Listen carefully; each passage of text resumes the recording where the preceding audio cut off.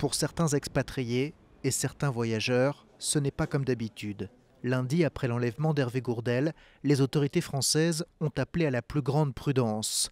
Message valable dans une trentaine de pays, dont le Liban, frontalier de la Syrie. Ce qu'il faut, c'est faire attention et surtout bien suivre les consignes du consulat et de l'ambassade qui vous disent, vous savez, il y a une cellule de crise qui fait paraître une carte dans laquelle ils mettent des zones en rouge, des zones en orange et des zones en vert, là où on peut aller.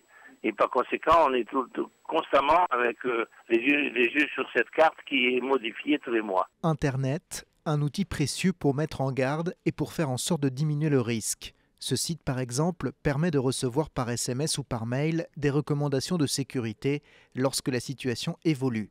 Malgré tout, la menace terroriste s'étend. Apparemment, les gens qui sont en phase avec cette idéologie, qui sont en phase avec les gens qui gouvernent cette région, répondent. La réponse, elle peut venir n'importe quand, n'importe où.